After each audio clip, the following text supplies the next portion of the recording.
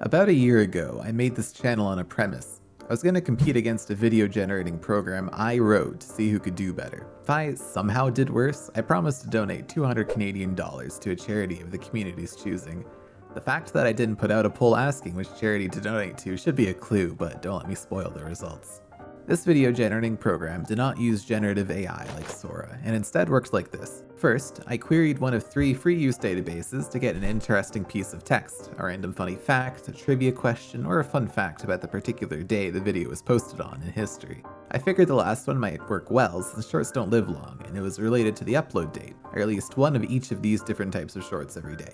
After getting the base script for the video, I modified the strings a little bit to make them more digestible as a YouTube short, adding stuff like, "Did you know that?" at the front of the trivia questions and a like and subscribe at the end. From there, I used Google's free text-to-speech to read out the final script. I settled on the English female voice as it was clearly robotic enough and didn't sound like it was trying to trick the viewer, but also natural enough it wasn't jarring. Afterwards, I used a pre-made natural language processing model made by Zsky to extract all the important keywords. It leaves out the syncategorematic words like is, and words that don't have their own meaning alone. That left me with a list of things like adjectives and nouns. From there, I was able to look up those words and download related royalty-free images from an online database. It's free for developers to use, assuming you're not scraping the entire thing, but it does have a rate limit every month, so I roughly calculated how many images I could use for each short, on average about 6 each. I chose a random amount based on the length of the script. A shorter script might only need 4 images, but a longer one might need 8. I just made sure to limit the amount of images underneath the monthly quota. Afterwards, I used a transcription model to figure out when the words started and stopped being said based on the text-to-speech reading. Using those timestamps, I was not only able to subtitle the video, but I was able to match up the images to what was being said. So with that, I basically had my video sorted out. I just kept the image on the screen until a new image appeared, if any. With a voice, video, and subtitles, all that was left was keeping track of the facts I already used and uploading it to YouTube. I was able to get all of this done and schedule out 3 days worth of videos, all from a single script, even including titles. YouTube allows a max of 10 videos uploaded at a time through its API, and maybe daily, so I just ran it every 3 days for a while. It takes about 4 minutes to generate and schedule that batch of 9 videos. Are you ready to see an example? Here it comes. Daily trivia question. A classic 1969 work by poet Maya Angelou is titled, "I Know Why the Caged Bird, What?"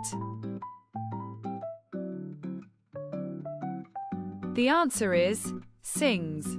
Subscribe for daily trivia. Yep, and as you might have guessed, the channel did terribly. It did awfully.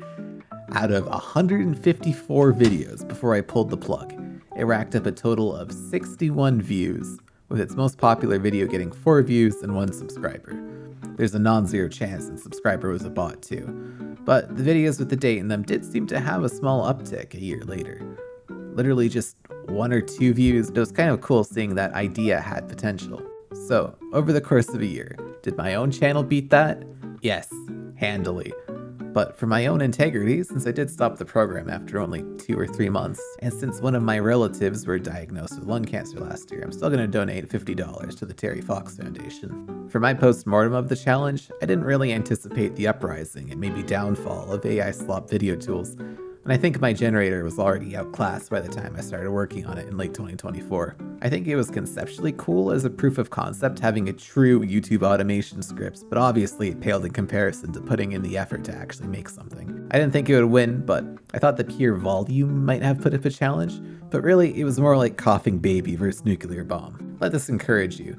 You might be afraid of making your own content in a landfill of slop, but most of the slop probably lies so far below the surface that light doesn't even reach it, like my other channel. People will see your effort and appreciate it.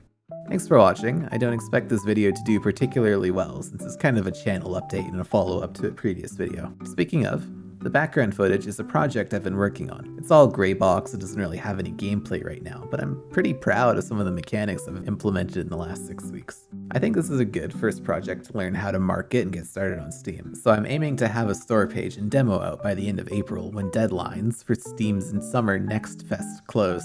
I'll definitely post more about it later when I have an actual gameplay loop and something for you to try, but for now, thanks for checking out my video. Have a good one.